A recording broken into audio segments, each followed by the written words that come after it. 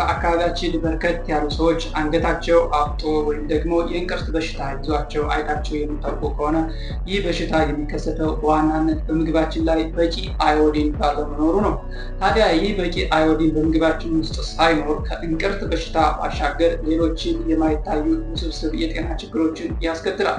እነዚህ ውስብስብ የጤና ችግሮች ምንድናቸው? እንዴትስ ነው መከላከል የሚችለው የሚለውን በዚህ ቪዲዮ ታዲያ እናንተ ሳብስክራይብ በማድረግ ላይክ በማድረግ እንድትተባበሩኝ በአክብሮት ጋብዛችኋለሁ። በተለይ ደግሞ በነፍሰ ጡር እናቶችና በሚያጠቡ እናቶች ጋር በሚኖርበት ጊዜ በጽንሱ ላይ ውርጃ እንዲከሰት፣ የጽንስ መጥፋት እንዲከሰት፣ የአፈጣጠር ችግር ያለባቸው ልጆች እንዲወለዱ እንዲሁም ደግሞ የአእምሮ እድገት ውስንነት ያለባቸው ልጆች እንዲወለዱ ሊያደርግ ይችላል። አዮዲን ጨውን በምንጠቀምበት ጊዜ በዋናነት አዮዲን መጨመር ያለብን ምግቡ በስሎ ከወጣ በኋላ ነው። አዮዲን አብረን ማብሰል የለብንም።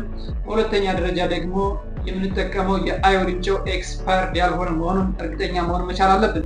እንዲሁም ደግሞ አቀማመጡ ትክክለኛ ቦታ የተቀመጠ መሆኑ እርግጠኛ፣ በተለይ ደግሞ ደረቅ ቦታ መቀመጥ መቻል አለበት። ማሪ ደግሞ አዮዲን ጨው አጥበን ለምግብነት የምንጠቀም ከሆነ ማጠብ የለብን። መልካም፣ እነዚህ ነገሮች በማድረጋችን የአዮዲን እጥረት እንዳይከሰትብን ማድረግ እንችላለን።